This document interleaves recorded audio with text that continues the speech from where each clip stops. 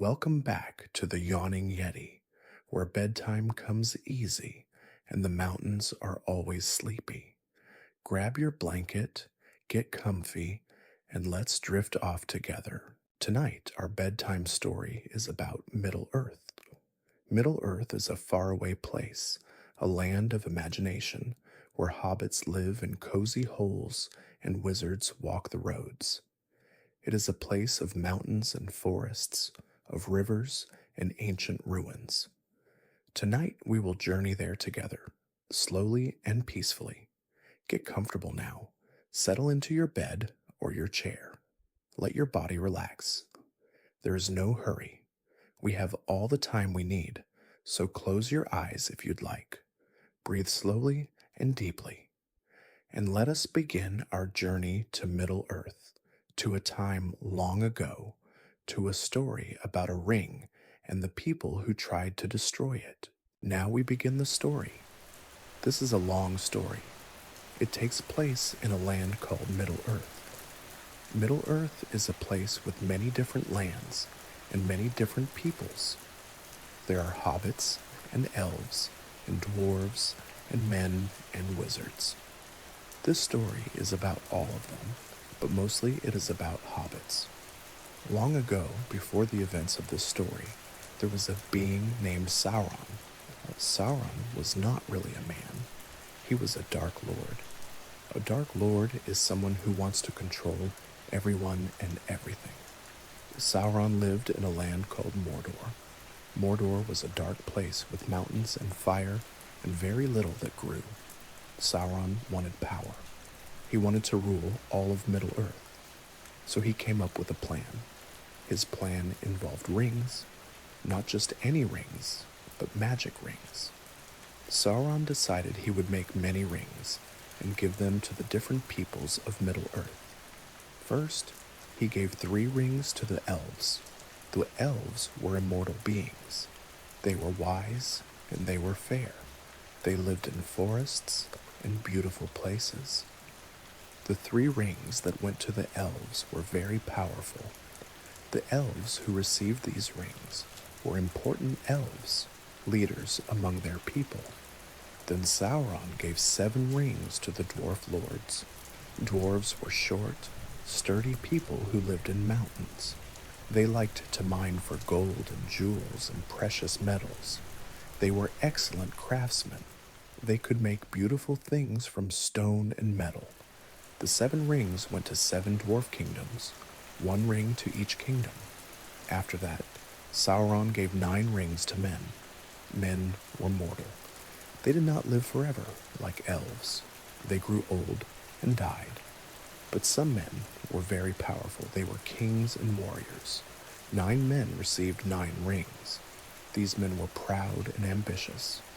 But Sauron had a secret. While he was giving out these rings, he was also making 1 more ring. This ring was special. He made it in secret, deep in the fires of Mount Doom. Mount Doom was a volcano in Mordor. It was the hottest, most powerful forge in all of Middle Earth. This secret ring was called the One Ring. The One Ring had power over all the other rings. Sauron had put much of his own power into this One Ring.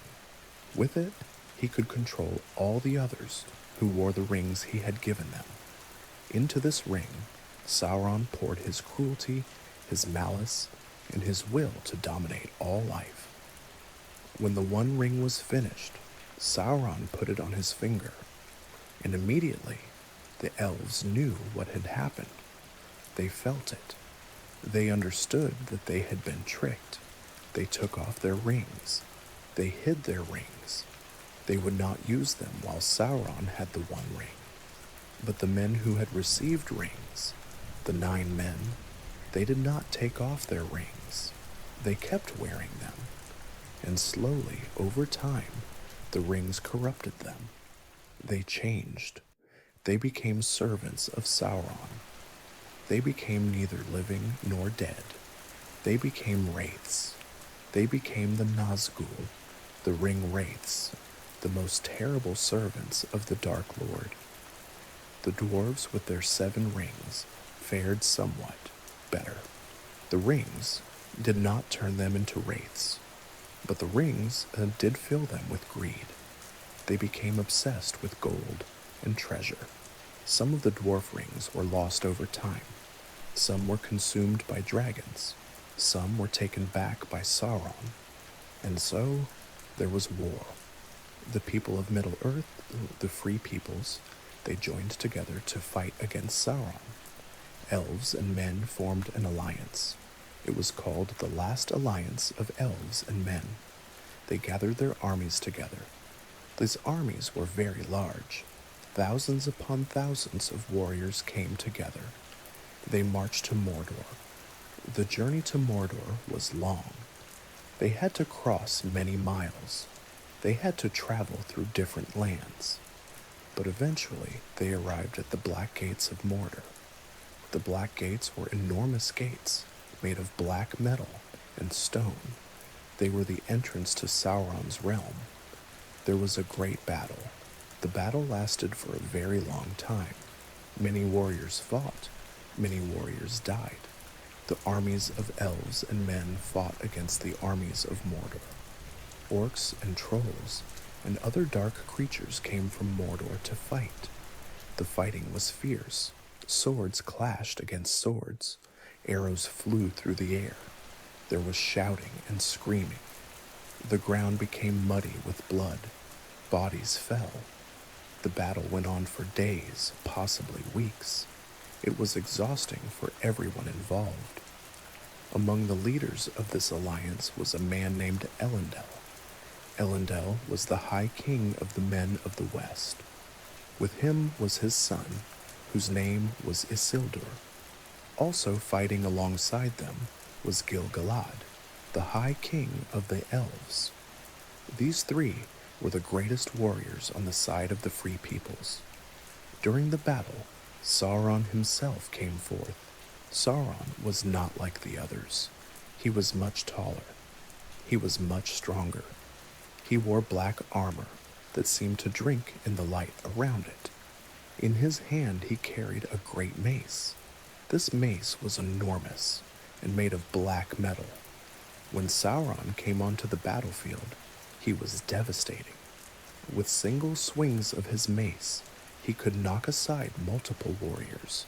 Men and elves fell before him like wheat before a scythe. His power was immense. The armies began to falter. Fear spread through the ranks. It seemed that perhaps Sauron could not be defeated. But then Elendil and Gil-galad stepped forward. These two great kings confronted Sauron directly. They fought against him together. The combat was intense. Sauron swung his mace. Elendil and Gil-galad swung their swords. They moved around each other. They struck and blocked and parried. The fight went on for some time. It was not quick. Neither side could gain a clear advantage immediately. But Sauron was very powerful, more powerful than any mortal or elf. And so, despite their courage and skill, Elendil and Gil-galad fell. Sauron struck them down. But in their fall, they also struck Sauron. They wounded him, they cut him, and when Sauron fell, his body began to dissolve. The Dark Lord's physical form could not be maintained. But there on the ground, among the ashes and shadow that had been Sauron's body, there remained one thing, the One Ring. It lay there on the ground, a simple gold band, gleaming in the firelight of the battlefield. Isildur, the son of Elendil, came forward. He saw the ring lying there. He looked at his father's broken sword, which lay nearby. The sword had been shattered in the fight with Sauron. Only the hilt remained, with a few inches of blade still attached. Isildur picked up this broken sword. Then Isildur approached what remained of Sauron. With the broken blade, he reached down and cut the ring from Sauron's hand. The moment he did this, there was a great pulse of light and energy. Sauron's spirit was severed from the physical world. He was defeated. His armies scattered and fled. The war was over. But the story did not end there. The ring should have been destroyed. The elves knew this. An elf lord named Elrond was there. Elrond told Isildur that the ring must be destroyed. The only way to destroy it was to throw it back into the fires where it had been made, the fires of Mount Doom. Elrond and Isildur traveled into Mordor, to Mount Doom. They climbed up the mountain. Inside the mountain was a chamber. In this chamber was a pit of molten lava. This was where the ring had been forged. This was where it could be unmade. They stood at the edge of the precipice. Below them, the lava glowed orange and red. Waves of heat rose up from below. Elrond told Isildur to throw the ring in. He told him to cast it into the fire. He told him this was the only way to ensure that Sauron could never return. But Isildur did not throw the ring in. He held it in his hand. He looked at it. The ring was beautiful. It was perfect. It seemed so small and harmless. Isildur felt that it would be a waste to destroy it. He felt that he could keep it. He felt that he could use it. He felt that it was his by right, payment for the death of his father. So Isildur kept the ring. He put it on a chain. He wore it around his neck. Elrond was troubled by this. He knew it was a mistake. He knew that nothing good would come of keeping the ring. But Isildur would not listen. He left Mount Doom with the ring still in his possession. Isildur returned to his homeland. For a time, he was king. But the ring was treacherous. It had a will of its own. It wanted to return to Sauron. It wanted to betray whoever possessed it. And so, when Isildur was traveling with a company of soldiers, they were ambushed by orcs. The battle went badly. Isildur and his men were overwhelmed. They fled to a river.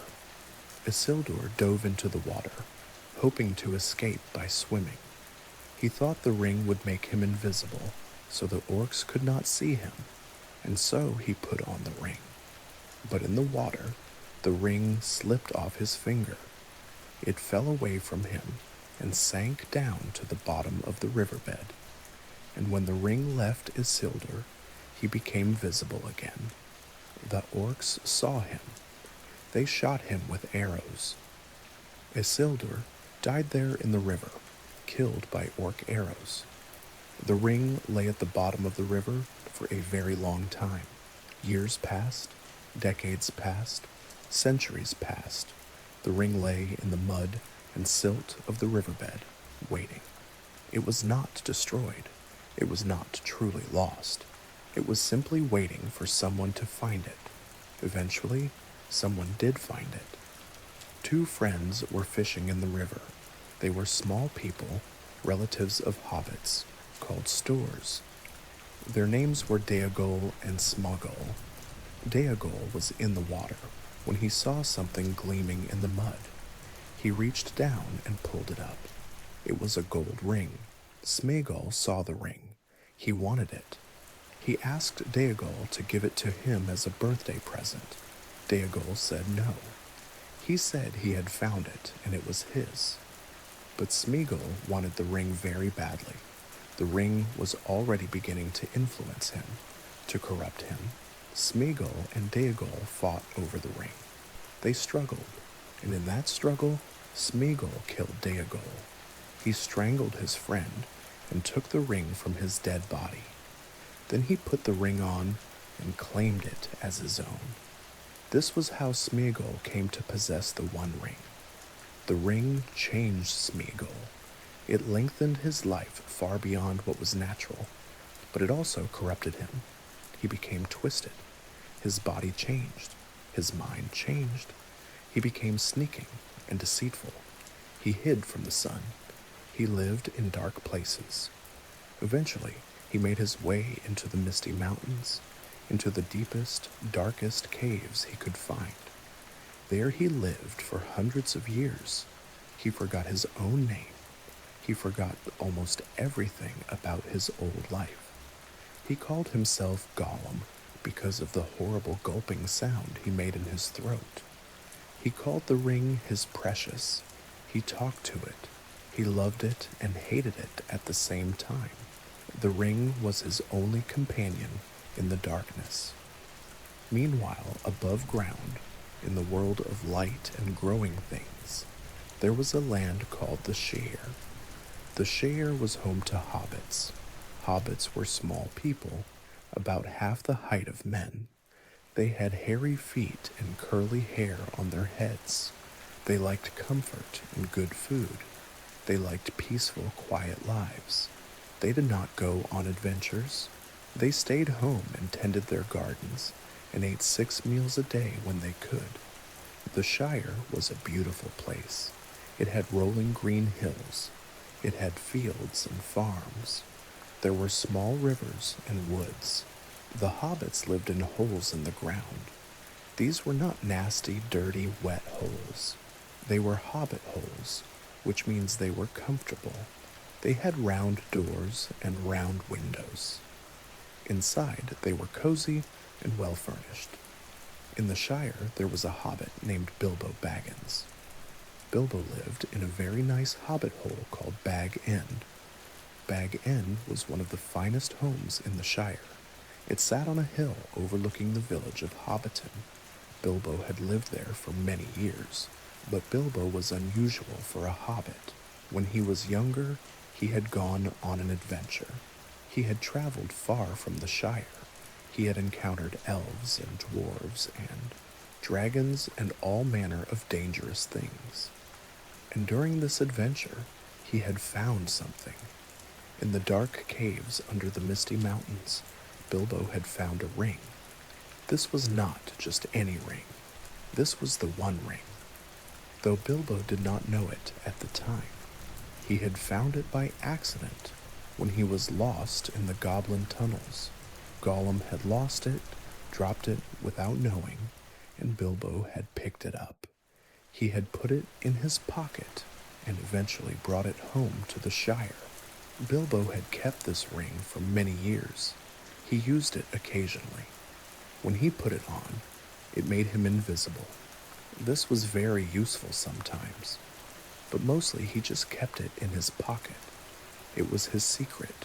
Very few people knew he had it. Even his closest friends did not know about the ring. Now, many years after his adventure, Bilbo was preparing for a birthday party. Not just any birthday party. This would be his 111th birthday. That is a very old age, even for a hobbit. Bilbo was the oldest hobbit in the Shire, yet he did not look particularly old. He looked much the same as he had decades before. This was strange. Some hobbits remarked on it. Bilbo was well preserved, they said. Bilbo had a young relative named Frodo Baggins. Frodo was Bilbo's nephew, or perhaps more accurately his cousin, several times removed. The exact relationship was complicated, as hobbit family trees often were, but Bilbo thought of Frodo as his nephew, and Frodo thought of Bilbo as his uncle. Frodo had come to live at Bag End many years ago after his parents died. Bilbo had raised him and cared for him. The preparations for Bilbo's birthday party were extensive. The party would not be a small affair. Bilbo had invited hundreds of hobbits. There would be food and drink and music and fireworks, especially fireworks. Bilbo had arranged for a wizard named Gandalf to provide the fireworks. Gandalf was famous for his fireworks. They were not ordinary fireworks. They were magical and spectacular. Gandalf arrived in the Shire several days before the party. He came driving a cart full of fireworks. He was a tall figure, much taller than any hobbit. He wore a tall, pointed hat and a long gray cloak. He had a long gray beard. He carried a staff. He smoked a pipe that blew smoke rings. The hobbit children loved to see Gandalf arrive. Gandalf and Bilbo were old friends.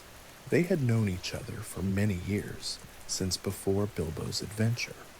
It was Gandalf who had sent Bilbo on that adventure so long ago.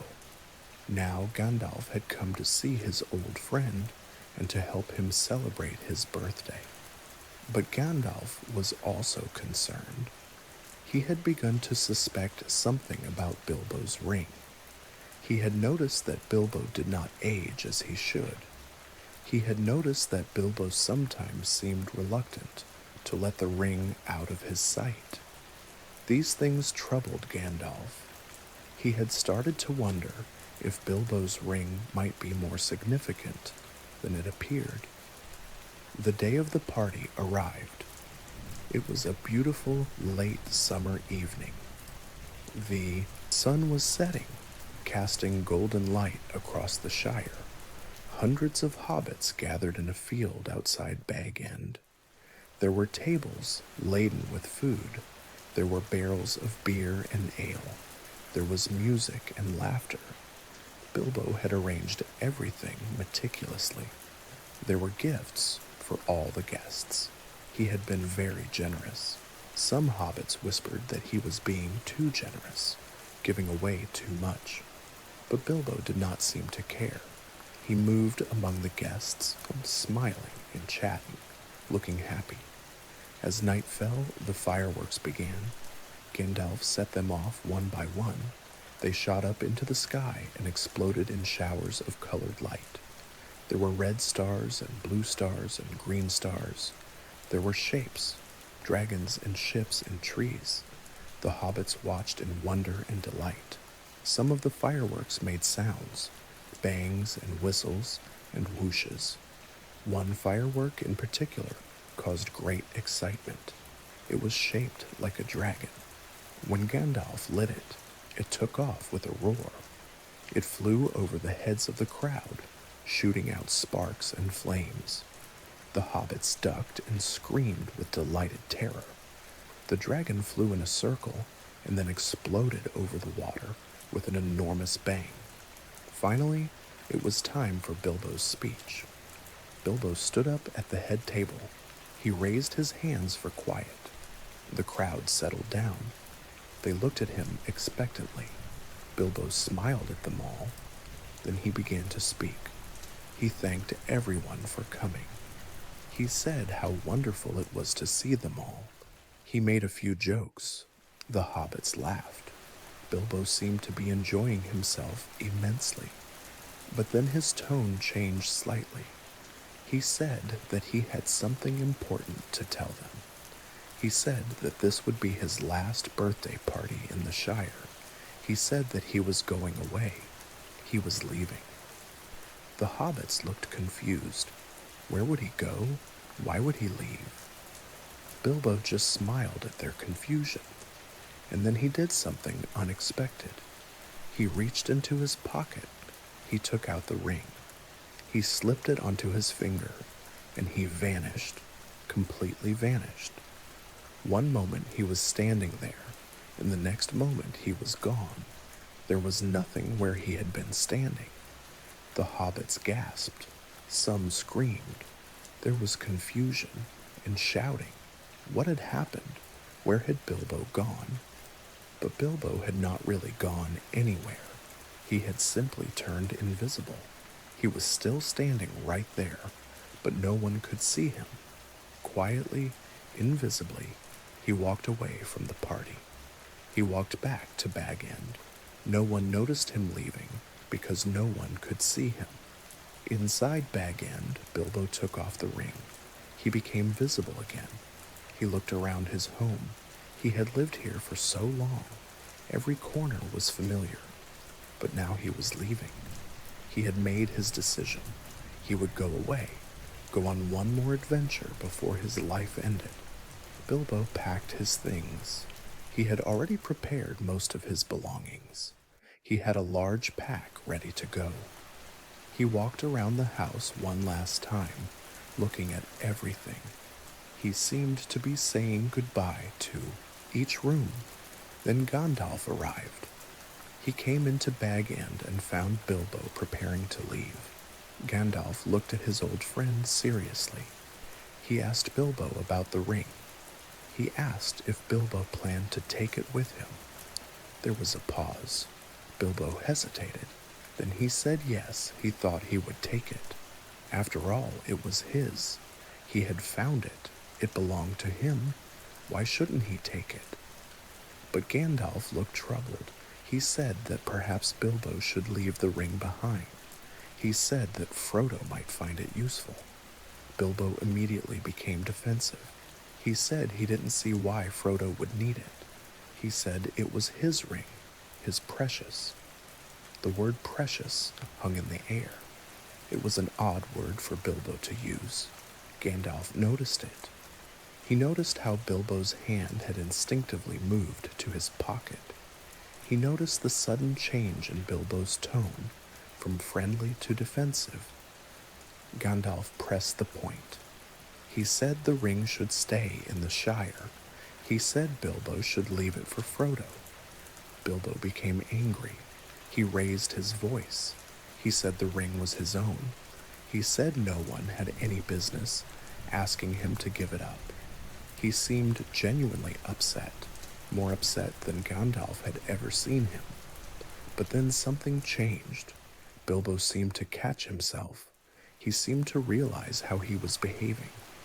He took a deep breath. He looked at Gandalf with a mixture of confusion and fear. He said he felt strange. He said he felt thin, stretched, like butter scraped over too much bread. Gandalf spoke softly then. He said that Bilbo's years had finally caught up with him. The ring had been preserving him, keeping him young, but it had also been affecting him in other ways. It was time to let it go. Bilbo understood. Slowly, reluctantly, he reached into his pocket. He pulled out the ring. It sat in his palm, a simple gold band. He looked at it. He had carried it for so long. It had been his constant companion, but now he would leave it behind. He moved toward the fireplace. On the mantel was an envelope. Bilbo put the ring down on the mantel next to the envelope. Then, with great effort, as if he were setting down an enormous weight, he stepped back. He left the ring there. He turned away from it. Immediately, Bilbo seemed lighter. The tension left his face. He smiled, and it was his old smile, the smile Gandalf remembered from years ago. Bilbo looked more himself than he had in a long time. He picked up his walking stick and his pack. He was ready to go. Bilbo said goodbye to Gandalf. They embraced. Bilbo thanked the wizard for everything. Then Bilbo walked out of Bag End. He walked down the path, away from Hobbiton. The sun was rising. Bilbo walked toward the dawn, singing an old walking song. His voice faded as he walked farther and farther away, until finally he was gone from sight. Inside Bag End, Gandalf stood looking at the ring on the mantel. He stared at it for a long time. He did not touch it. He seemed troubled by it. There was something about this ring, something he needed to understand. But first, there were other matters to attend to. Frodo returned to Bag End later that morning. He had spent the night dealing with the confused party guests. Everyone wanted to know what had happened to Bilbo. Where had he gone? When would he return? Frodo had no answers to give them. He was as confused as anyone. When Frodo entered Bag End, he found Gandalf still there. Gandalf told him that Bilbo had gone away. He had left the Shire. He would not be returning. Frodo was shocked. Why would Bilbo leave without saying goodbye properly? Why would he go at all? Gandalf explained that Bilbo had felt it was time. He had wanted one more adventure, and he had left Bag End and everything in it to Frodo. It was all his now. The house, the furniture, everything. including, Gandalf said, a certain ring. Gandalf showed Frodo the envelope on the mantel. Frodo opened it. Inside was the ring. Frodo picked it up. It looked like an ordinary gold ring. He asked Gandalf what was special about it. Gandalf said he was not yet certain, but he told Frodo to keep it safe and keep it secret. Gandalf said he needed to go away for a while. He needed to research something. He needed to look into some old records and histories. He did not explain what exactly he was looking for, but he told Frodo not to use the ring. He told him not to put it on. He told him to keep it hidden. Frodo agreed, though he did not fully understand why, and so Gandalf left the Shire. He traveled far away to the south and east. He went to the city of Minas Tirith, the great city of men. There he sought out the libraries and archives. He needed to consult ancient texts. He needed to find out the truth about Bilbo's ring. In Minas Tirith, Gandalf spent long days and nights reading. He read old scrolls and dusty books. He read histories and legends. He searched through records of the Second Age, the age when the rings of power were made. He was looking for any mention of the One Ring. Finally, he found what he was looking for. It was in a very old document. The document told of the making of the rings. It told of Sauron and his deception, and it told of the One Ring and what it could do. There was a test mentioned in the document, a way to identify the One Ring. If the ring was heated in fire, an inscription would appear on its surface. Gandalf knew he had to return to the Shire immediately. Frodo had to be told. The ring had to be tested. If it truly was the One Ring, then great danger was coming. Sauron would be searching for it, and if Sauron ever found it, he would become unstoppable. Gandalf traveled back to the Shire as quickly as he could, but his journey still took many months. When he finally arrived back at Bag End, it was evening. The sun was setting. Frodo was at home, sitting in his study. He was surprised to see Gandalf. It had been a long time since the wizard had left. Gandalf did not waste time with pleasantries. He asked Frodo where the ring was. Frodo said it was safe. He had kept it hidden, just as Gandalf had instructed. Gandalf told him to get it. Frodo went and retrieved the ring from where he had hidden it.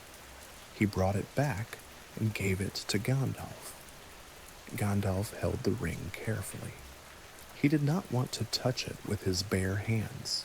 He used tongs to hold it. He carried it over to the fireplace. There was a fire burning there. Gandalf placed the ring directly in the flames. Frodo asked what he was doing. Gandalf told him to wait and watch. They waited. The fire burned. The ring sat in the flames, growing hot. At first, nothing seemed to happen. The ring just sat there in the fire. But then gradually, something began to appear on the ring's surface. Letters, glowing letters. They appeared as if they were written in light. The letters were in a strange script. Frodo could not read them. They looked ancient and ominous. Gandalf could read them, though. He read them aloud. He spoke the words slowly and clearly. The inscription said that this was the One Ring, the ring made by Sauron to rule over all the other rings of power. Gandalf took the ring out of the fire using the tongs. Even though it had been sitting in hot flames, the ring was not hot. It was cool to the touch. This was not natural. Gandalf set it down on a table. The glowing letters faded as the ring cooled. He told Frodo to sit down. Then Gandalf explained everything. He told Frodo the history of the ring. He told him about Sauron. He told him about the War of the Last Alliance. He told him about Isildur and how the ring had been lost. He told him about how Bilbo had found it, though Bilbo had never known what it truly was. Frodo listened to all of this with growing horror. He looked at the ring sitting on the table. It looked so small and harmless, but now he understood that it was not harmless at all. It was the most dangerous object in all of Middle-earth. Frodo asked what they should do. Gandalf said the ring had to be destroyed. It was the only way to ensure that Sauron could never regain his full power. But the ring could not be destroyed by any ordinary fire. It could only be destroyed in the place where it was made, in the fires of Mount Doom in Mordor. Frodo understood what this meant. Someone would have to take the ring to Mordor. Someone would have to carry it all the way across Middle-earth into the heart of the enemy's territory and throw it into the volcano. This seemed impossible. Mordor was thousands of miles away. The journey would be incredibly dangerous. Gandalf said that Frodo must be the one to do this. The ring had come to him. This was not by accident. Frodo was meant to have the ring, and therefore he was meant to be the one to destroy it. Frodo protested. He said he was just a hobbit. He was not brave or strong. He had never been on an adventure. He had never even left the Shire. How could he possibly undertake such a quest? Surely there was someone else more suited to the task. Gandalf shook his head, explained that the ring corrupted whoever possessed it. It would turn them to evil. The ring had to be carried by someone humble, someone without ambition for power. A hobbit was ideal for this task. Frodo sat in silence, absorbing all of this. His life had just changed completely. Yesterday he had been a simple hobbit, living a quiet life. Now he was being told he had to save the world. It seemed absurd, but he could see in Gandalf's face that the wizard was completely serious. Finally, Frodo spoke. He said he would do it. He would take the ring. He did not know the way, and he would certainly need help, but he would do what had to be done. Gandalf looked at him with something like pride and sadness mixed together. But then they heard something, a noise outside the window. Someone was there, listening. Gandalf moved quickly to the window. He reached out and grabbed whoever was hiding there. He pulled them inside. It was another hobbit. It was Samwise Gamgee. Sam was Frodo's gardener. He was a stout, loyal hobbit who had worked at Bag End for years. He had been outside the window, trimming the hedges, when he had overheard the conversation between Frodo and Gandalf. He had heard everything. Gandalf was not pleased that Sam had been eavesdropping, but Sam protested that he hadn't meant to. He had just been doing his work. He couldn't help overhearing. And anyway, now that he knew about the ring and the danger, he wasn't going to just stand by and do nothing. Sam declared that if Frodo was going on a journey, then he was coming too. Frodo would need someone to help him, someone to carry his bags and make his meals, someone to watch out for him. Sam was that someone. He would not take no for an answer. Gandalf considered this. Then he agreed. He said that Sam could indeed go with Frodo. Perhaps it was meant to be. Frodo would need a companion, and Sam was as loyal as they came. So it was decided. Frodo and Sam would go together. But they could not leave immediately. Preparations had to be made. The journey would take months. They would need supplies. They would need to plan their route. Gandalf said he would make arrangements. He would set things in motion.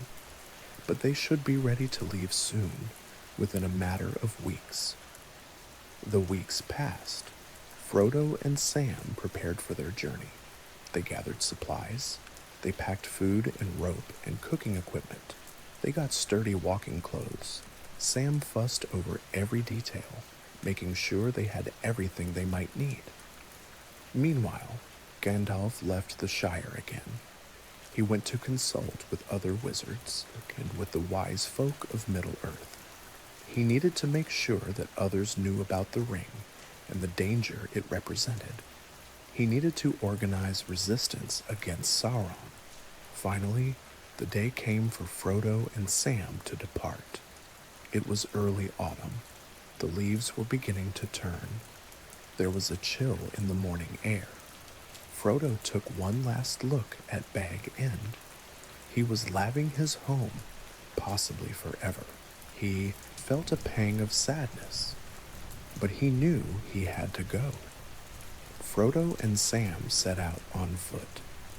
They walked out of Hobbiton in the early morning. Very few hobbits were awake to see them go.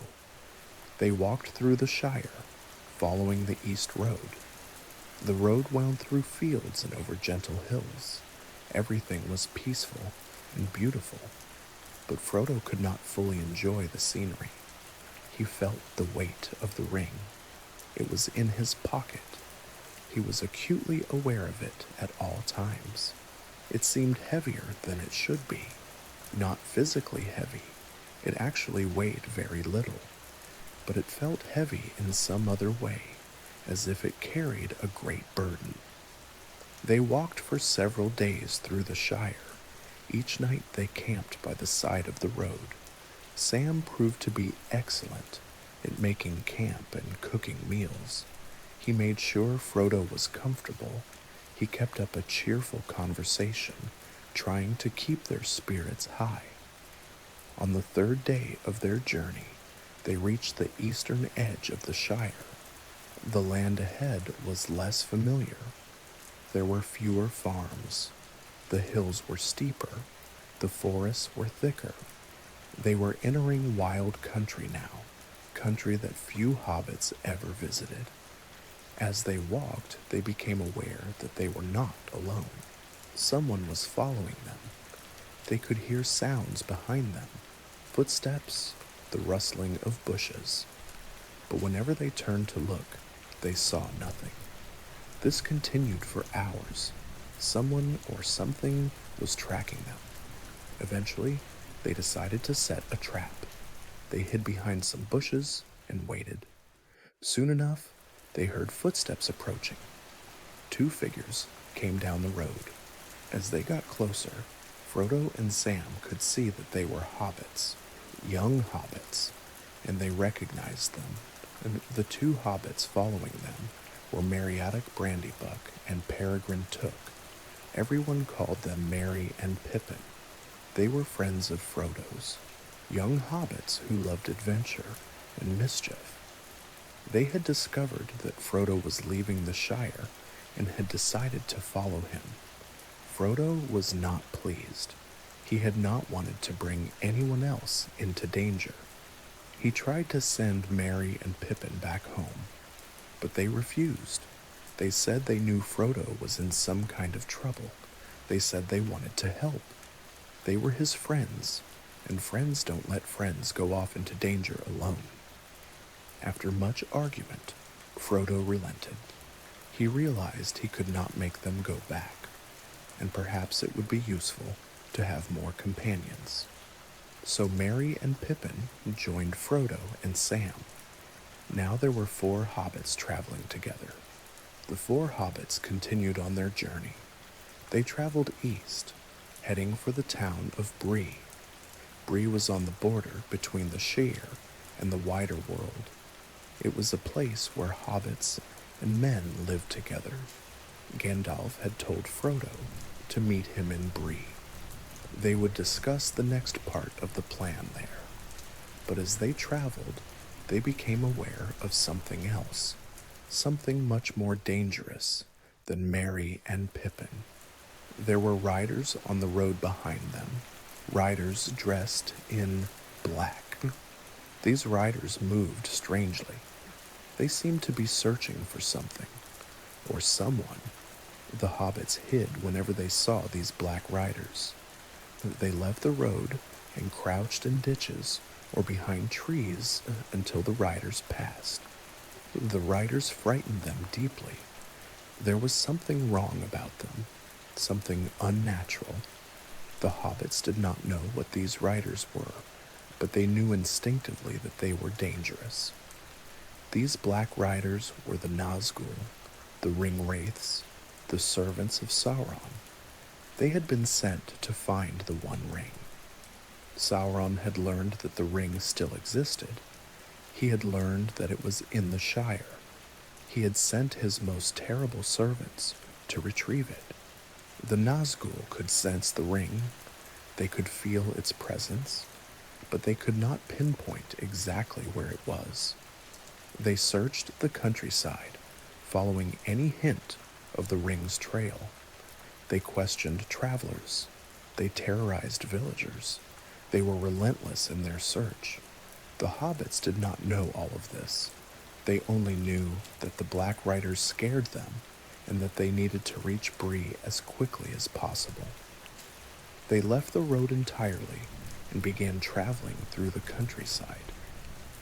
This was slower, but it seemed safer than staying on the road where the riders could find them.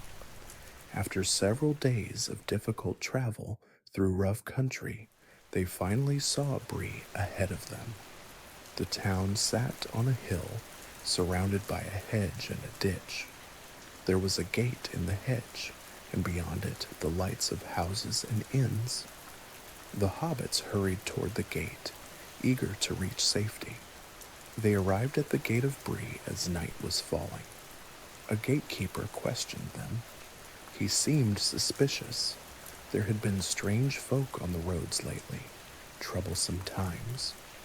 But when he learned they were hobbits, he relaxed a bit. Hobbits were generally trustworthy.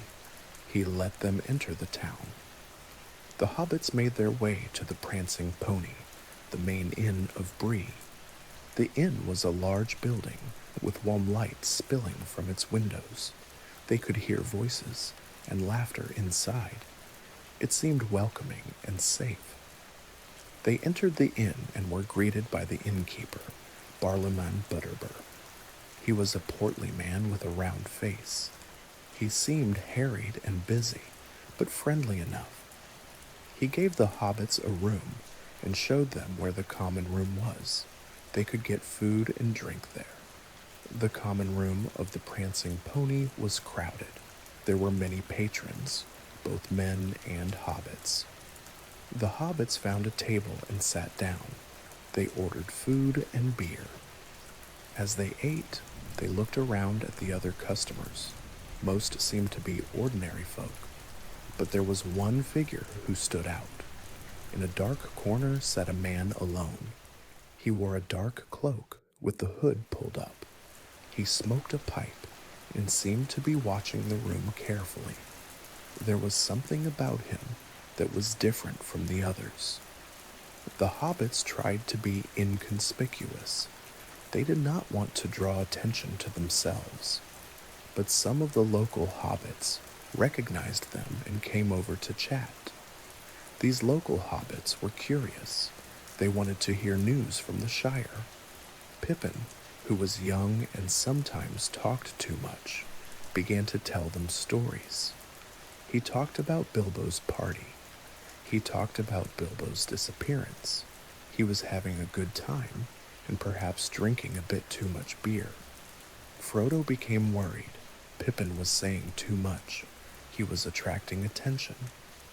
Frodo tried to signal to Pippin to be quiet, but Pippin did not notice.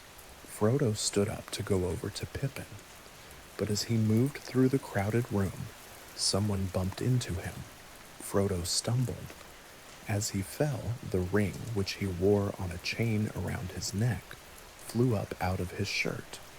Instinctively, Frodo reached for it. His hand caught it, and in that moment, the ring slipped onto his finger. Instantly, Frodo vanished. One moment he was there, falling, and the next moment he was gone. The crowd gasped. People began to shout. Where had the hobbit gone? What had happened? Frodo, now invisible, panicked. He tried to make his way out of the crowd, but everything looked strange when he wore the ring. The world seemed darker, shadows seemed deeper, and he could feel something, a presence, a terrible, searching presence that was aware of him now. A hand grabbed Frodo's arm. Someone had caught him, even though he was invisible.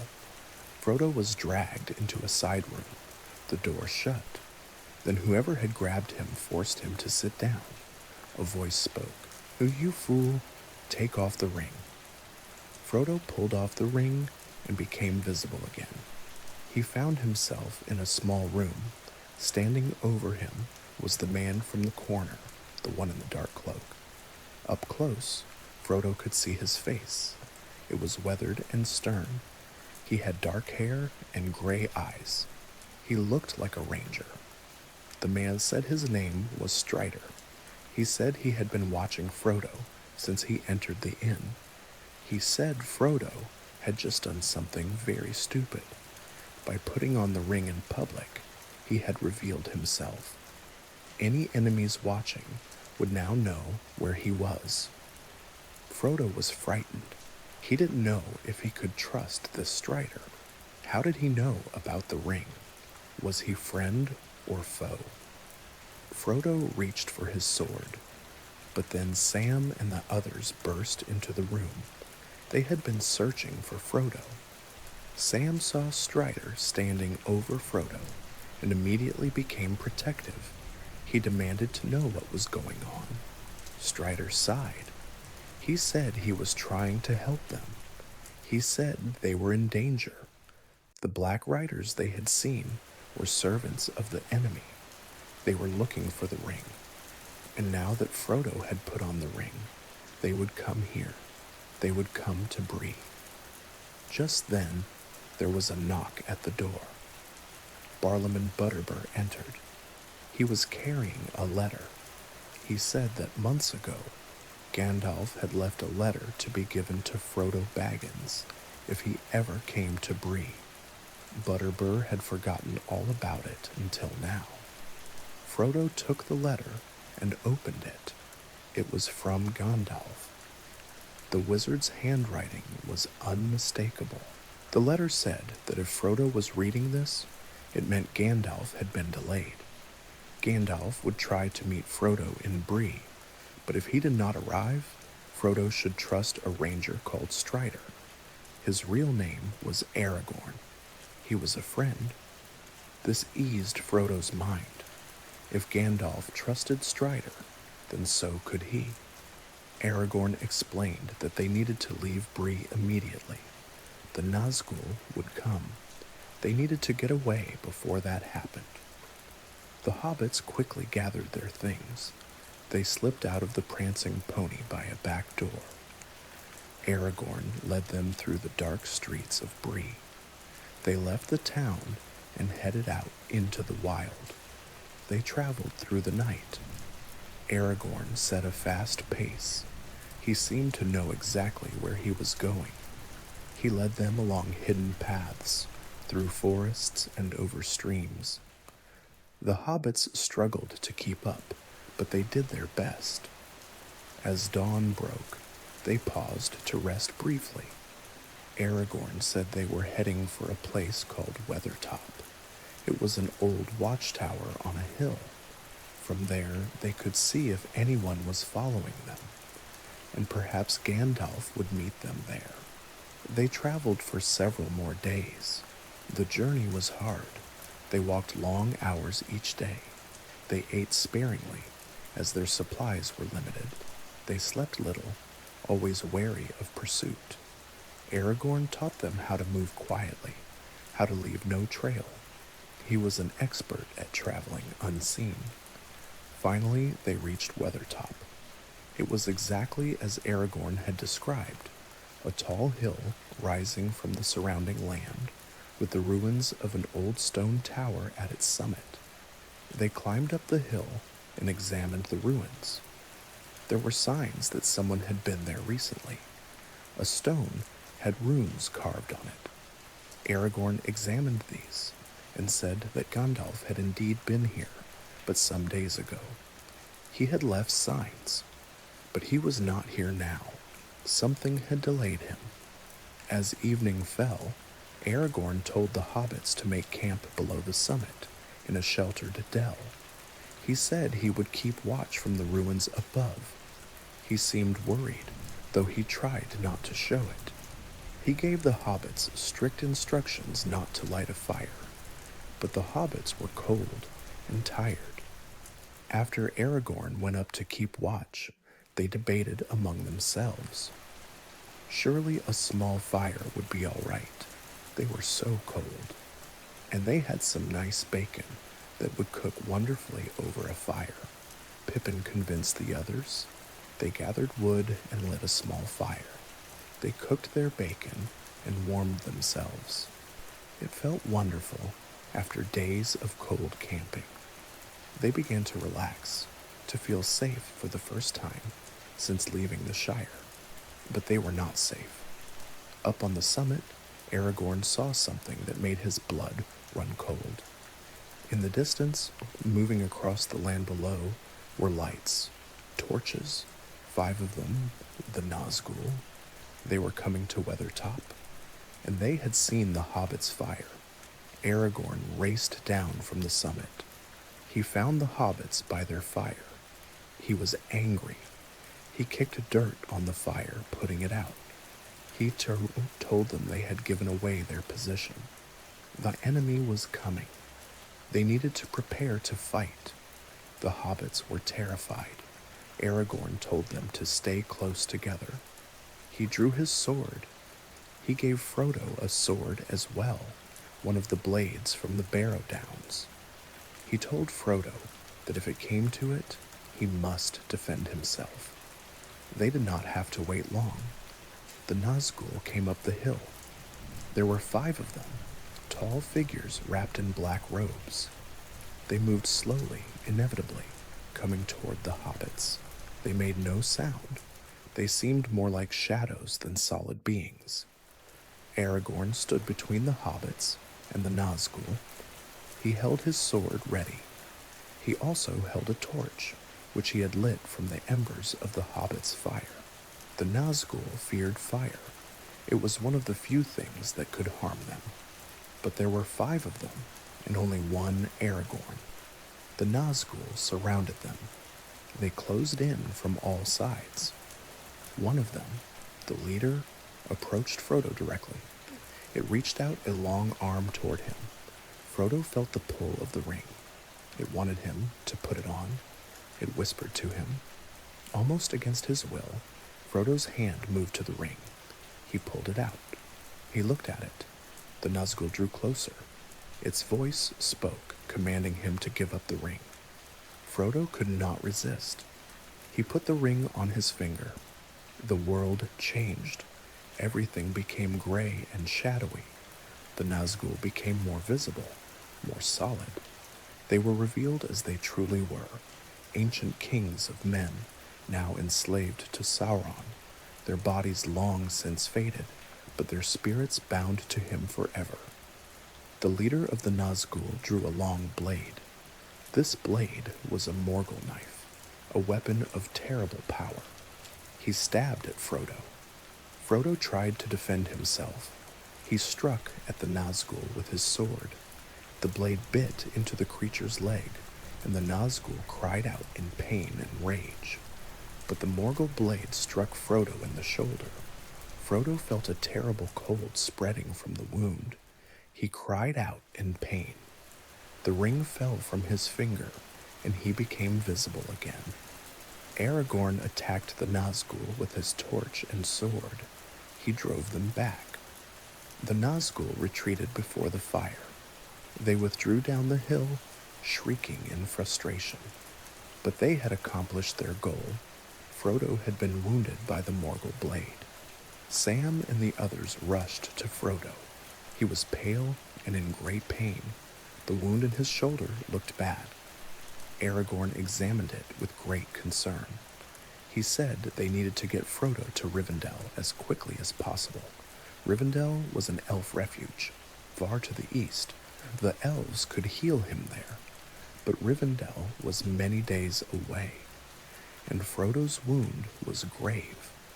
The Morgul blade had broken off in his shoulder, and the fragment was working its way toward his heart. If it reached his heart, Frodo would become a wraith himself, a slave to Sauron. They had to move quickly.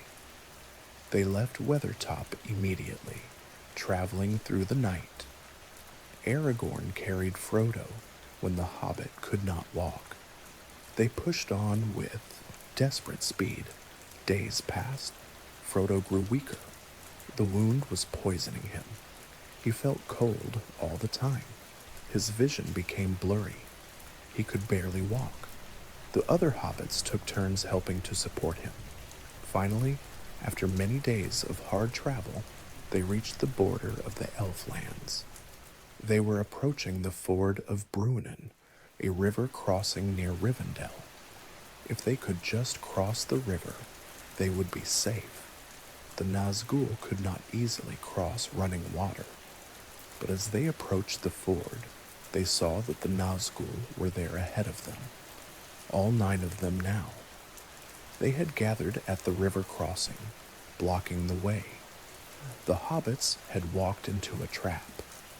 Aragorn tried to think of a plan, but before he could act, something else happened. A rider appeared, coming from the direction of Rivendell. The rider was an elf, and the horse was white and magnificent. The rider came straight toward them at a gallop. The elf rider was a she. Her name was Arwen. She was the daughter of Elrond, Lord of Rivendell.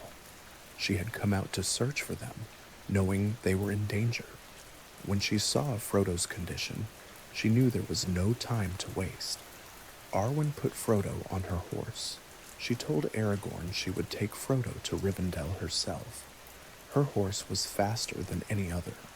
She could outrun the Nazgul.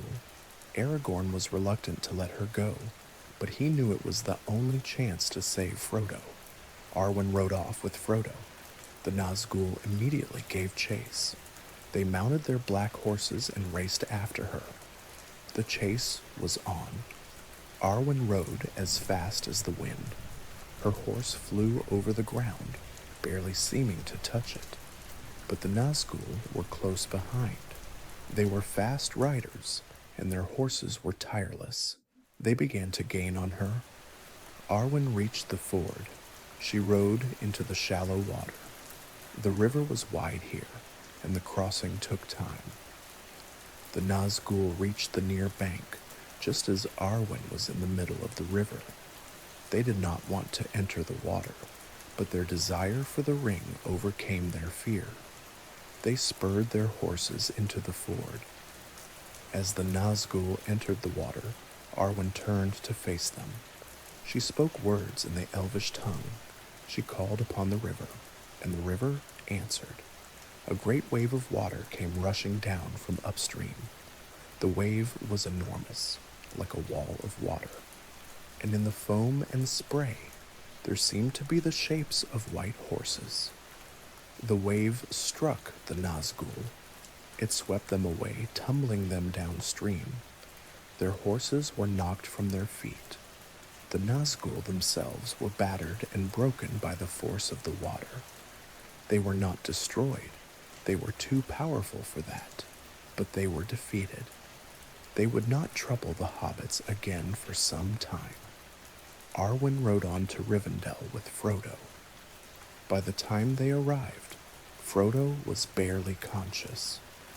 Arwen brought him immediately to her father, Elrond. Elrond was a great healer among the elves. He examined Frodo and saw how grave his condition was.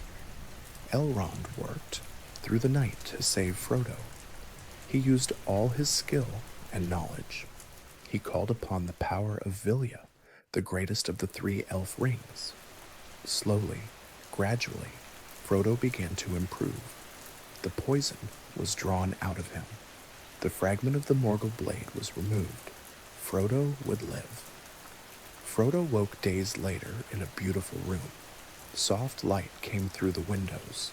He could hear water running somewhere nearby, and birds singing. He felt weak, but no longer in pain. The wound in his shoulder was healing. Gandalf was there, sitting by his bed. The wizard smiled when he saw Frodo wake. He said that Frodo had been very lucky. Few survived a wound from a Morgul blade. But Frodo was strong, and Elrond was a great healer. Frodo asked where he was. Gandalf said he was in Rivendell, the house of Elrond. He had been unconscious for 4 days. His friends were all safe. They had arrived shortly after Arwen brought Frodo. Frodo asked what had happened to Gandalf. Why had he not met them in Bree as planned? Gandalf's expression became grave. He said he had been delayed by treachery. Another wizard, Saruman, had betrayed them. Saruman had imprisoned Gandalf, trying to force him to reveal where the ring was. But Gandalf had escaped and come to Rivendell as fast as he could. This was troubling news. If Saruman, who had been the head of the Wizard Order, had turned to evil, then the situation was even more dire than they had thought. But they could discuss all of this later. For now, Frodo needed to rest and recover. Frodo spent the next few weeks in Rivendell, regaining his strength. Rivendell was a beautiful place. It sat in a hidden valley, surrounded by mountains. Waterfalls cascaded down the cliffs. The buildings were elegant and graceful, blending perfectly with the natural landscape. Frodo met Elrond. The elf lord was ancient and wise. He had seen many ages of the world come and go. He had fought in the war against Sauron long ago. He knew the history of the ring and understood the danger it represented. Elrond told Frodo that he had called a council. Representatives were coming from all the free peoples of Middle-earth. They would discuss what to do about the ring. This was a matter that concerned everyone. All must have a voice in deciding its fate. Over the next few days, various people arrived at Rivendell. There were elves from different kingdoms. There were dwarves, led by a warrior named Gimli. There were men, including a prince named Boromir from the realm of Gondor. And there was Aragorn, whom Frodo now learned was not just a ranger, but the heir to the throne of Gondor, the rightful king of men. Finally, the day of the council arrived. Everyone gathered in an open courtyard. Elrond presided.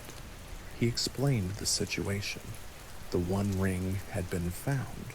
It was here in Rivendell. They had to decide what to do with it. There was much discussion. Some argued that the ring should be hidden. Some argued that it should be used as a weapon against Sauron. Boromir was particularly insistent about this. He said that with the ring, they could defeat Sauron. They could save Gondor and all of Middle-earth. But Gandalf and Elrond spoke against this. They explained that the ring could not be used for good. It corrupted anyone who tried to wield it. Even with the best intentions, anyone who used the ring would eventually become like Sauron. The ring's power was too great. The only option was to destroy the ring. And the only place it could be destroyed was in the fires of Mount Doom, where it had been made. Someone would have to take the ring to Mordor and cast it into the fire. This seemed impossible. Mordor was heavily guarded. Sauron's armies were vast. The very land itself was poisonous and hostile to life. How could anyone hope to reach Mount Doom? And yet, it had to be done. There was no alternative. As the council debated how this impossible task might be accomplished, Frodo spoke up. His voice was quiet, but it carried in the silence that followed the arguments. Frodo said he would take the ring. He would go to Mordor. He did not know the way, and he would need help, but he would do it. The ring had come to him. This was his burden to bear. Everyone looked at him in surprise. This small hobbit, still recovering from his wounds, was volunteering for what seemed like a suicide mission. But perhaps that was exactly why he was the right person. He had no desire for power. He wanted only to be rid of the ring, to see it destroyed. Gandalf said he would go with Frodo. He would help and guide him. Then Aragorn spoke up. He said he would go as well. He had sworn to protect Frodo, and he would see that oath through to the end. Boromir, though he still had doubts about whether the ring should be destroyed, said he too would join them. Gondor stood against Sauron, and he would do his part. Then Legolas, an elf who had come to the council, said he would represent his people. The elves had an interest in seeing the ring destroyed. Then Gimli the dwarf said he would come too. He would not let an elf outdo a dwarf. Sam, who had been sitting with the other hobbits, suddenly stood up. He said that where Frodo went, he would go. He had promised to stay with Frodo, and he would keep that promise. Nothing would stop him from accompanying his master. Then Merry and Pippin also volunteered. They had come this far with Frodo. They would not abandon him now. Besides, someone needed to make sure he got proper meals and didn't do anything too dangerous without backup. So it was decided. 9 would go forth, 9 companions to stand against the 9 ring-wraiths. They would be called the Fellowship of the Ring. Their quest was to take the ring to Mordor and destroy it, or die trying. The Fellowship spent several weeks preparing for their journey. They gathered supplies and equipment. They studied maps and discussed routes.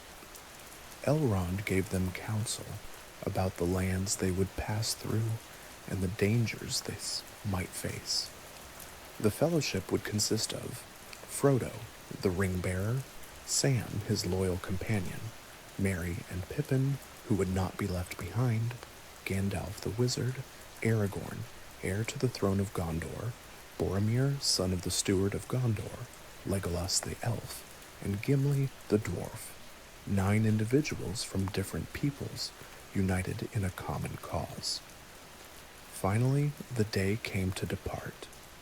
In the early morning, the Fellowship assembled in the courtyard of Rivendell. They had packs on their backs and weapons at their sides. They were as ready as they could be. Elrond came to see them off. He spoke words of encouragement and blessing. He said that the fate of Middle-earth now rested with them. If they succeeded, there would be a chance for peace and freedom. If they failed, darkness would cover all the lands. The Fellowship left Rivendell and began their journey south. They would first travel through the wilderness, avoiding the main roads where enemies might watch. Eventually, they would have to decide which route to take into Mordor, but that decision could wait until they were farther south. The first part of their journey was relatively easy. They traveled through autumn lands. The weather was cool but not yet cold. They made good progress each day. At night they camped, taking turns on watch. During the day they walked, usually in single file, with Gandalf at the front and Aragorn bringing up the rear. As they traveled, the members of the Fellowship got to know each other better. Legolas and Gimli, who had started out with mutual suspicion due to old grudges between elves and dwarves, began to develop a wary respect. Boromir talked with the hobbits and was impressed by their courage. Aragorn and Gandalf discussed strategy and debated which path they should ultimately take.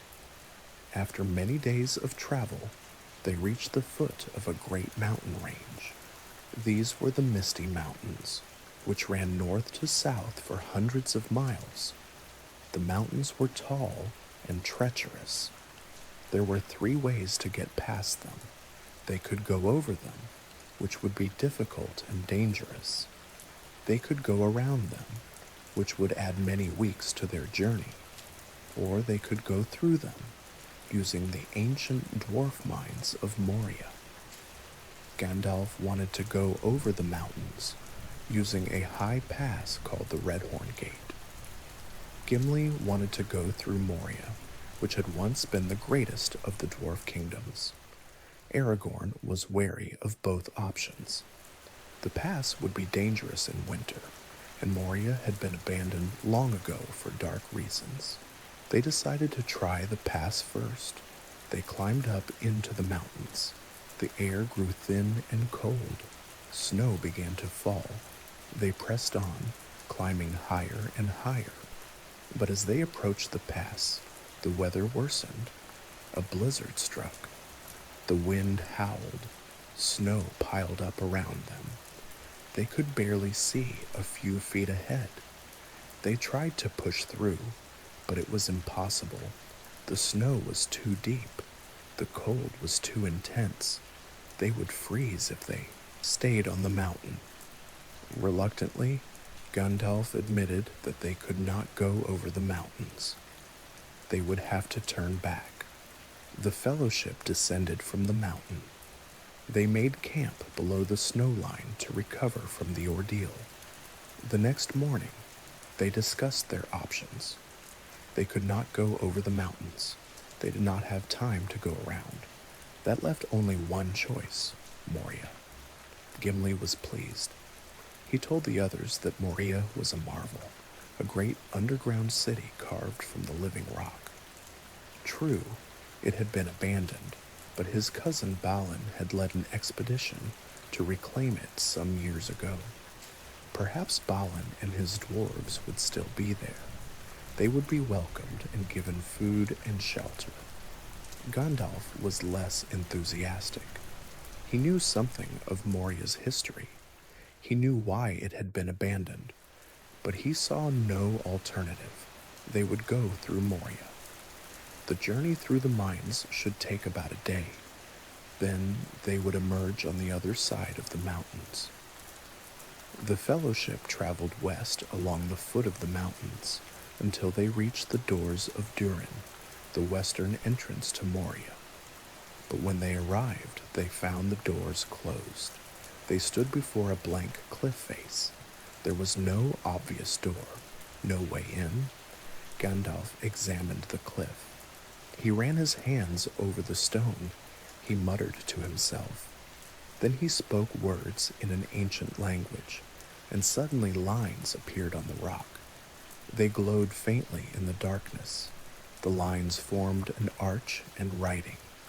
The writing said that these were the doors of Durin. They would open for friend, but remain closed to foe. To open them, one had to speak the password. But what was the password? Gandalf tried various words. He spoke in different languages. He tried commands and requests. Nothing worked. The doors remained closed. Hours passed. Night fell. Still the doors would not open. Gandalf sat down, discouraged. He looked at the writing again. There was a riddle there. It said, "Speak friend and enter." Gandalf had assumed this meant to speak the word for friend. He had tried friend in every language he knew, but nothing worked. Frodo, who had been watching, suddenly understood. The riddle was not asking for the word for friend. It was much simpler. It was a pun. So speak, friend. Speak the word friend. Frodo said aloud, "Melon." That was the Elvish word for friend. Immediately the doors began to move. They swung open silently, revealing darkness beyond. The way into Moria was open. The Fellowship entered cautiously. They lit a lantern that Gandalf carried. The light pushed back the darkness a little, revealing a vast chamber. This was the entrance hall of Moria. It was huge, with pillars carved from stone, rising up into darkness above. Everything was covered in dust and silence. There were no dwarves here. No one had been here for a very long time.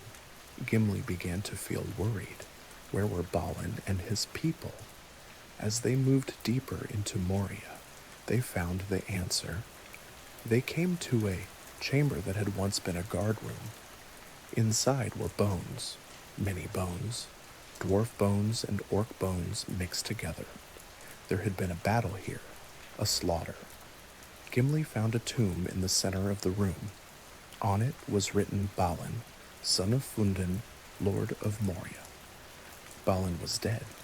He had not succeeded in reclaiming Moria. He and his people had all perished. Gandalf found a book near the tomb. It was a record written by one of Balin's companions. The entries told the story of their attempt to recolonize Moria. At first, things had gone well. They had found Mithril and other treasures. They had begun to rebuild. But then the orcs had come, and something else, something terrible that dwelt in the deep places of Moria. The book called it a Balrog. The entries became more desperate. They were under siege. They were dying. The last entry just said, "They are coming," and then nothing more.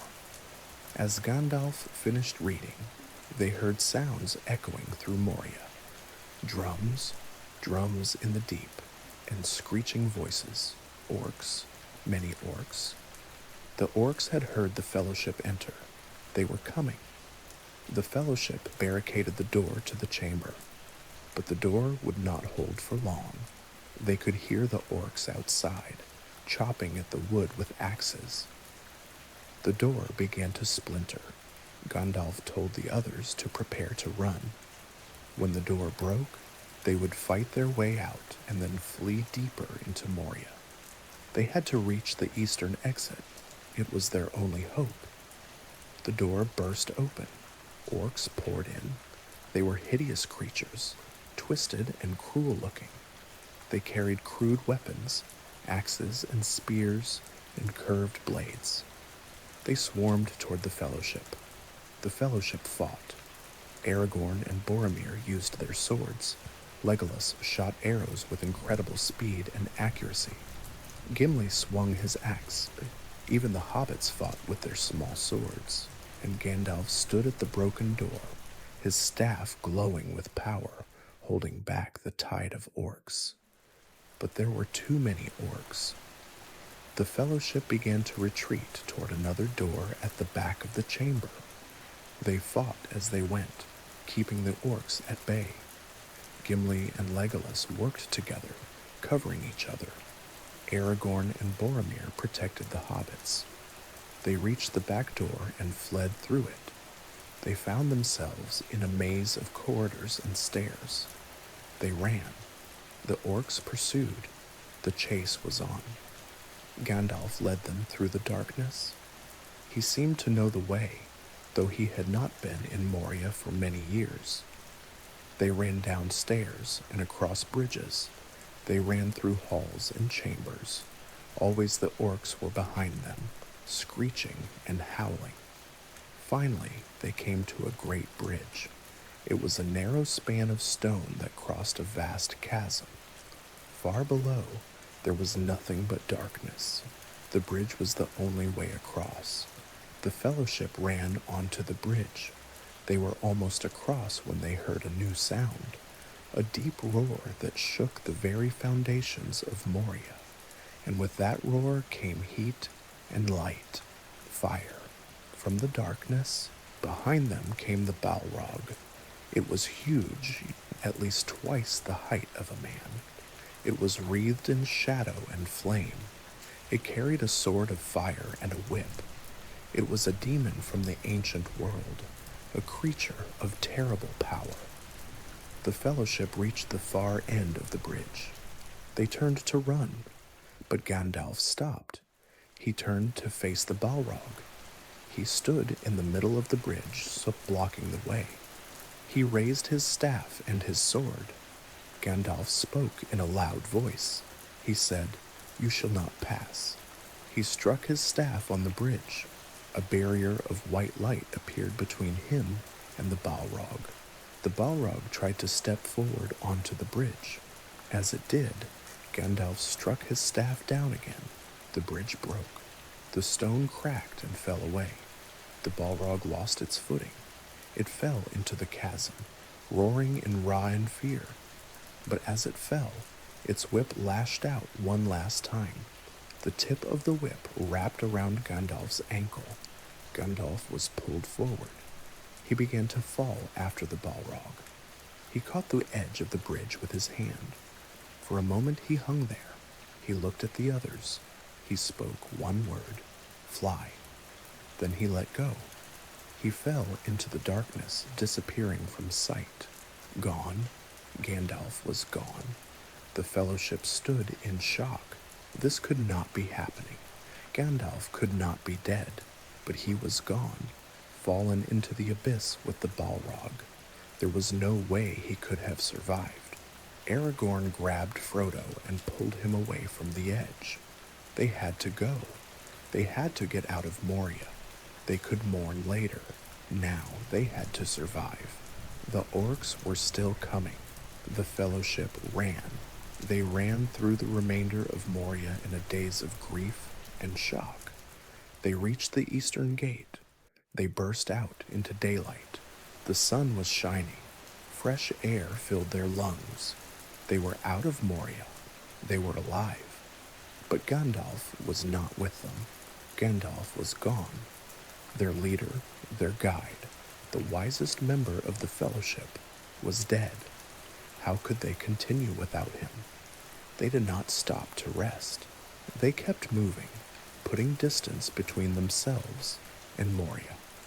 Only when they were several miles away did Aragorn finally let them stop. They collapsed on the ground, exhausted and grieving.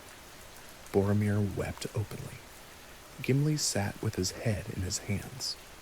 Legolas stood apart, his face drawn with sorrow. The hobbits clung to each other. Sam cried. Frodo sat in numb silence. Aragorn looked at them all. He felt the weight of leadership falling on him. He had never wanted this, but there was no choice now. Gandalf was gone. Someone had to lead. It would have to be him. Aragorn stood up. He told them they had to keep moving. Gandalf would have wanted them to continue the quest. They could not give up now. They had to honor his sacrifice by completing the mission. Reluctantly, the others stood. They gathered their things. They had lost their wizard, but the quest remained. The ring still had to be destroyed. They would continue. Aragorn led them south, toward the forest of Lothlorien. This was an elf realm, ruled by the Lady Galadriel. They would be safe there. They could rest and recover, and then they would decide the next part of their journey. They traveled for several days through wilderness. The weather was better here, south of the mountains. Spring was coming to the land. But the Fellowship took little joy in the improving weather. Their grief over Gandalf's death hung over them like a cloud. Finally, they entered the forest of Lothlorien. The trees here were unlike any others. They were malern trees with silver bark and golden leaves. The forest was beautiful and filled with a sense of peace and timelessness. But as they entered the forest, they were surrounded by elves. These were the Galadrim, the elves of Lothlorien. They appeared silently from among the trees, arrows nocked to their bows. They spoke in the elvish tongue, asking who the travelers were and what their business was. Legolas answered in Elvish. He explained that they were the Fellowship of the Ring, on a quest of great importance. He asked for safe passage through the forest. The elves conferred among themselves. Then they agreed. But the Fellowship would have to be blindfolded and led. The paths of Lothlorien were secret. The Fellowship was led through the forest, with blindfolds on. They walked for hours, unable to see where they were going. Finally, the blindfolds were removed.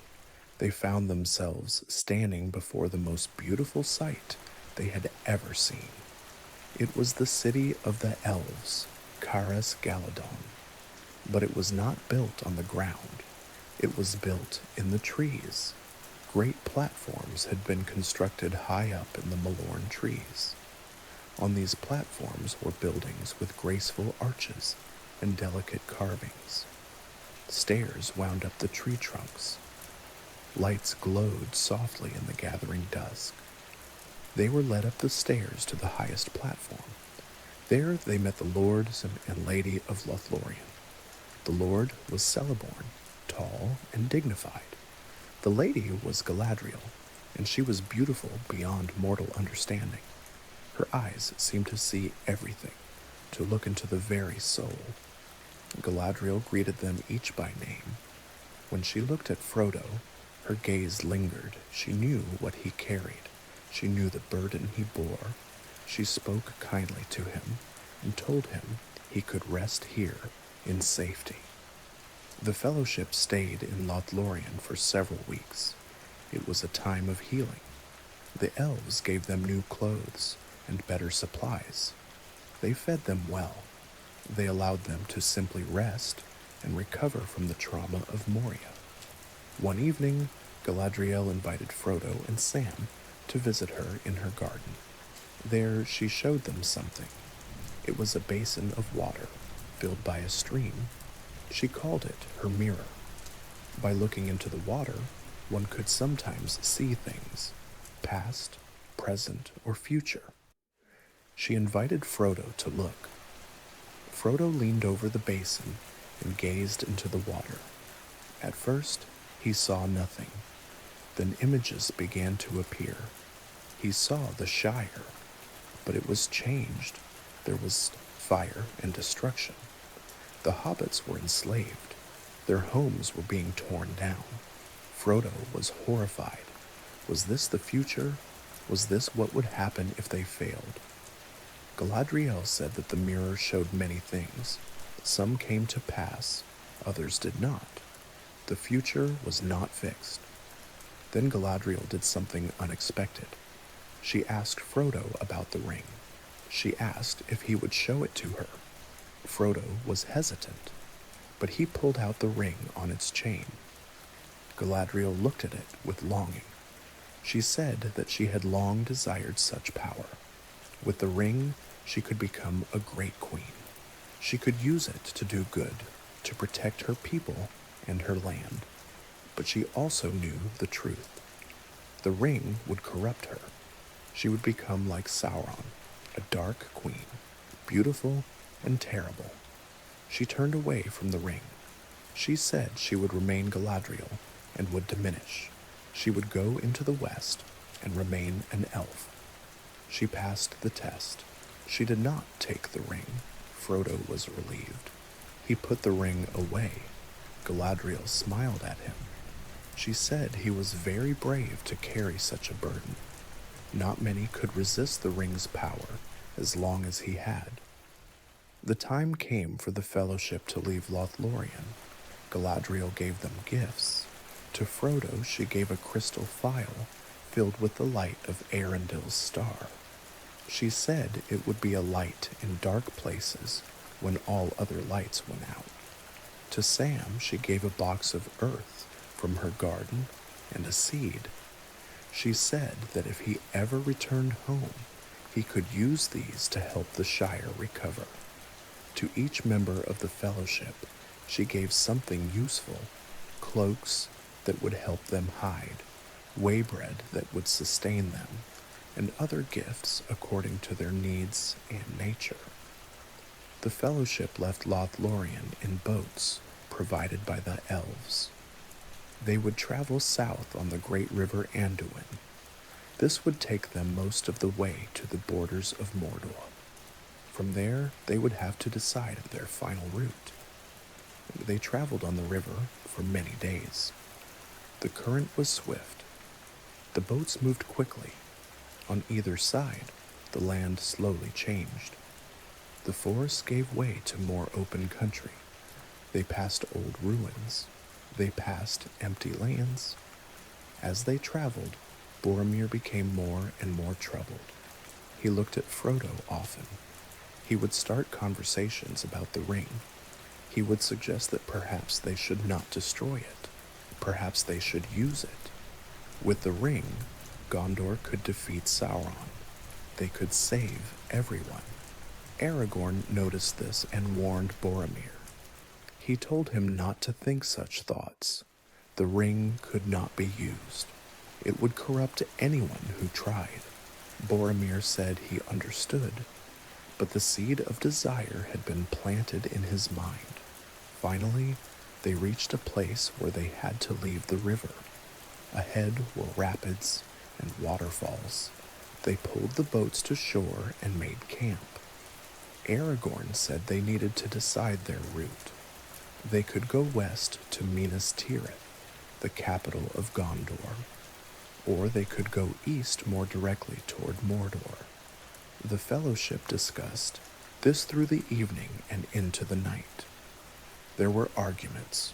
Boromir wanted to go to Minas Tirith. He said they needed more strength, more allies. Aragorn thought they should avoid all cities and go straight to Mordor. The larger the group, the more likely they would be discovered. They could not reach a decision. They agreed to sleep on it and decide in the morning. But during the night, things went wrong. Frodo had gone off by himself to think. He climbed to the top of an old ruin, a place called Amon Hen. From there, he could see far in all directions. He was trying to decide what to do. Boromir found him there. Boromir approached Frodo and started talking to him. He talked about Gondor and how his people were suffering. He talked about how they could use the ring to save everyone. All Frodo had to do was give him the ring. Frodo refused. He said the ring was too dangerous. Boromir became insistent. He said Frodo was just a hobbit. He didn't understand. Give him the ring. Let him take it to Gondor. Frodo backed away. Boromir's voice rose. He became angry. He tried to grab Frodo. Frodo turned and ran. Boromir chased him. Frodo had no choice. He pulled out the ring and put it on. He vanished. Boromir stopped, suddenly realizing what he had done. He called out for Frodo. He apologized. He said he had been overcome by madness, but Frodo was gone, invisible. Frodo, wearing the ring, ran through the ruins. He could hear Boromir calling for him, but he did not answer. He kept running. The ring had shown him something terrible. The Fellowship was breaking. The ring was corrupting them. He could not trust them anymore. Frodo made a decision. He would go on alone. He would continue to Mordor by himself. It was the only way. He ran back toward the campsite. Meanwhile, Boromir had returned to the camp. He told the others what had happened. He said he had tried to take the ring from Frodo. The others were shocked and angry. They immediately began searching for Frodo.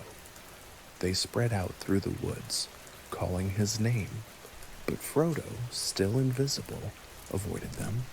He reached the boats.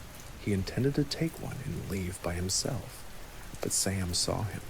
Sam saw the ripples in the water and knew someone invisible was pushing a boat. Sam called out. He said he knew it was Frodo. He said if Frodo was leaving, then Sam was coming too. He had promised to go with Frodo, and he meant to keep that promise. Frodo appeared, removing the ring. He looked at Sam. He tried to tell Sam to stay behind. It was too dangerous. But Sam would not hear it. He waded into the water toward the boat. He couldn't swim well, and he began to sink. Frodo had to pull him into the boat to save him from drowning. Frodo realized he couldn't stop Sam, and perhaps he didn't really want to. He was afraid to go on alone. Having Sam with him was a comfort. So the two hobbits got into the boat together and rowed away from the shore. As they left, they could hear shouting behind them. The others had discovered that orcs were attacking the camp. While everyone had been searching for Frodo, an orc raiding party had crept up on them. Now there was fighting. Frodo and Sam kept rowing. They were leaving the Fellowship, but they had no choice. They had to complete the quest. The two of them would go to Mordor alone. Meanwhile, at the campsite, the battle raged. Orcs had surrounded them. There were many orcs, perhaps 50 or more. The remaining members of the Fellowship fought back. Aragorn, Legolas, and Gimli fought together, protecting the hobbits. But Merry and Pippin became separated from the group. Orcs surrounded them. The two young hobbits fought bravely with their small swords, but they were overwhelmed. Boromir saw Merry and Pippin in trouble. He rushed to help them. He fought like a man possessed, trying to make up for his earlier failure. He killed many orcs, but there were too many. The orcs shot him with arrows, one arrow, then another, then a third. Boromir fell to his knees. The orcs grabbed Merry and Pippin and began to carry them away. Boromir tried to stop them, but he could not. He was dying. Aragorn reached Boromir just as the last orcs were fleeing with Merry and Pippin. Boromir looked up at Aragorn. He said he had failed. He had tried to take the ring. He had been weak. He asked for Aragorn's forgiveness. Aragorn knelt beside him. He said there was nothing to forgive. Boromir had fought bravely in the end. He had died defending his friends. No one could ask for more. Boromir smiled. He said he would have followed Aragorn, his brother, his captain, his king. Then Boromir died. Aragorn, Legolas, and Gimli stood over Boromir's body. The orcs were gone, carrying Merry and Pippin with them. Frodo and Sam had disappeared, presumably continuing the quest alone. The Fellowship had broken. They faced a choice. Should they follow Frodo, or should they pursue the orcs and try to rescue Merry and Pippin? Aragorn made the decision. He said they could not follow Frodo. That was not their path. But they could try to save Merry and Pippin. They placed Boromir's body in one of the boats with his weapons and pushed it out onto the river. This was how the heroes of Gondor were honored. They watched the boat drift away until it disappeared from sight. Then they turned and began to run. The orcs had a head start, but Aragorn was an expert tracker. He could follow their trail. The three of them, man, elf, and dwarf, ran after the orcs, hoping to catch them before it was too late. And so the Fellowship was broken. Frodo and Sam were going to Mordor alone. Merry and Pippin were prisoners of the orcs. Boromir was dead. Gandalf was dead. Aragorn, Legolas, and Gimli were pursuing the orcs into unknown danger. The quest continued, but now in separate paths. Each group would have to face their own challenges. Each would have to find their own way forward. The story of the Fellowship was over, but the story of the War of the Ring was just beginning, and there we will rest. The journey continues beyond this point, but that is another tale for another time. The Fellowship has begun their impossible quest. What happens next remains to be told on future days. But for now, let us leave them here, each on their separate paths, facing uncertain futures, but bound together by their common purpose, to defeat the darkness and save Middle-earth from the shadow of Sauron. This concludes our long, slow tale of the Fellowship of the Ring. May your dreams be peaceful as you drift away thinking of hobbits and elves and the long roads of Middle Earth. Sleep well.